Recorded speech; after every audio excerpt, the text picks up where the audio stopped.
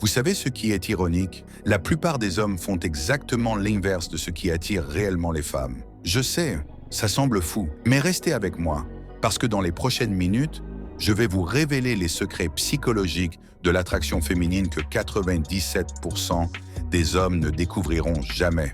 Et surtout, comment ces connaissances vont transformer complètement votre pouvoir de séduction. Aujourd'hui, on va parler d'un sujet qui touche absolument tout le monde. Pourquoi est-ce qu'on repousse parfois exactement les personnes qu'on voudrait attirer? Pourquoi est-ce que plus on essaye fort, moins ça marche? Et surtout, comment est-ce qu'on peut inverser cette dynamique pour créer des relations authentiques, profondes et épanouissantes? Je vais vous partager des concepts psychologiques fascinants, des études scientifiques récentes et des stratégies concrètes que vous pouvez appliquer dès aujourd'hui. Parce que, spoiler alert, la clé n'est pas dans la manipulation ou les jeux psychologiques. La vraie clé, c'est de devenir tellement aligné avec vous-même que vous attirez naturellement les bonnes personnes dans votre vie. Alors, c'est parti. Commençons par un concept psychologique absolument fascinant, le paradoxe de l'effort excessif, ou ce que les chercheurs appellent l'effet de surjustification. Imaginez cette scène. Vous rencontrez une femme qui vous plaît vraiment. Votre cerveau s'emballe. Vous commencez à envoyer des messages tous les jours. Vous êtes toujours disponible. Vous changez vos plans pour cette femme. Vous essayez d'impressionner à chaque interaction. Et puis, silence radio. La personne prend ses distances. Vous vous demandez « Mais qu'est-ce que j'ai fait de mal? J'ai tout donné !» Voilà exactement le problème. Vous avez tout donné. Une étude menée par le psychologue Robert Cialdini à l'Université d'Arizona a démontré quelque chose de contre-intuitif. Quand quelque chose nous arrive trop facilement, notre cerveau lui attribue automatiquement moins de valeur. C'est ce qu'on appelle le principe de rareté en psychologie sociale. Mais attention, je ne vous dis pas de jouer à des jeux manipulateurs ou de faire semblant d'être indisponible. Ce que je vous dis, c'est que quand vous surinvestissez dans une relation au détriment de votre propre vie, vous envoyez inconsciemment un message. « Ma vie n'a pas beaucoup de valeur sans toi. » Et devinez quoi? Les gens nous croient sur parole. Le docteur Helen Fisher, anthropologue biologiste et experte en neurosciences de l'amour, a utilisé l'IRM fonctionnel pour étudier le cerveau des personnes amoureuses. Ses recherches montrent que lorsque nous sommes dans l'incertitude modérée concernant les sentiments de l'autre, notre système de récompense dopaminergique s'active davantage. C'est la même région du cerveau qui s'active chez les joueurs compulsifs ou les personnes dépendantes. Question cruciale. Quelle est la différence entre l'incertitude saine qui vient du fait que vous avez une vie riche et épanouissante et la manipulation calculée où vous ignorez quelqu'un intentionnellement? La vraie solution? Construisez une vie tellement passionnante, tellement remplie de projets, d'amitié, de passion et de croissance personnelle que vous n'avez pas besoin de surinvestir dans une seule personne.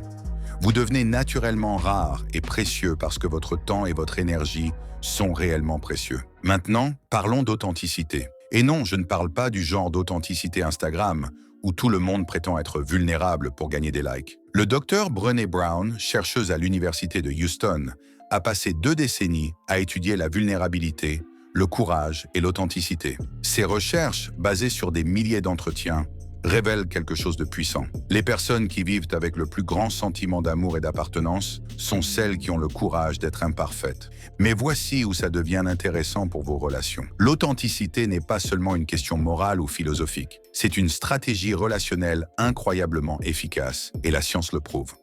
Une étude publiée dans le Journal of Personality and Social Psychology par les chercheurs Kernis et Goldman a démontré que l'authenticité est composée de 4 éléments. La conscience de soi, connaître vos vraies valeurs, émotions et motivations. Le traitement non biaisé de l'information, accepter vos qualités, vos défauts. Le comportement authentique, agir en accord avec vos vraies valeurs. L'orientation relationnelle authentique, être sincère dans vos relations. Et devinez quoi?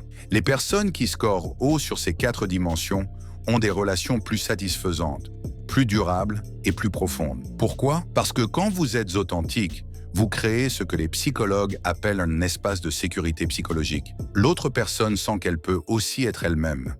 Vous créez une connexion réelle plutôt qu'une performance épuisante. Laissez-moi vous raconter une histoire.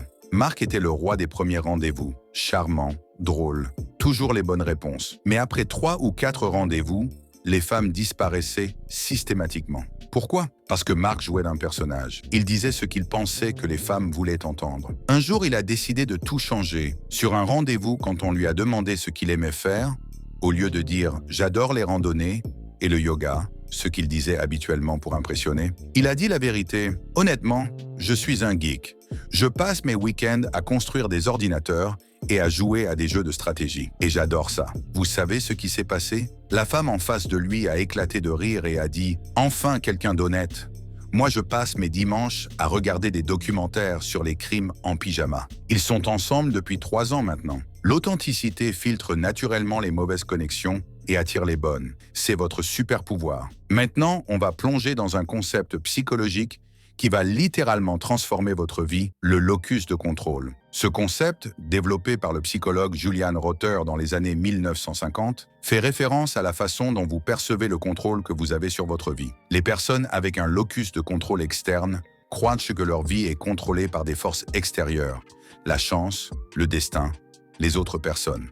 Je ne trouve pas l'amour parce que tous les gens bien sont déjà pris. Je ne suis pas heureux parce que mon ex m'a brisé le cœur. Je ne peux pas avancer parce que personne ne me donne ma chance. Les personnes avec un locus de contrôle interne, par contre, croient qu'elles ont le pouvoir de façonner leur vie par leurs choix et leurs actions. Je vais travailler sur moi-même pour devenir le genre de personne qui attire des relations saines. Je vais guérir de ma rupture en faisant le travail émotionnel nécessaire. Je vais créer mes propres opportunités. Et voici ce que la recherche nous dit. Les personnes avec un locus de contrôle interne ont des relations plus satisfaisantes, une meilleure santé mentale, plus de succès professionnel et même une meilleure santé physique. Une méta-analyse publiée dans Psychological Bulletin, qui a examiné des centaines d'études sur le sujet, a confirmé que le locus de contrôle interne est associé à pratiquement tous les indicateurs de bien-être et de succès dans la vie.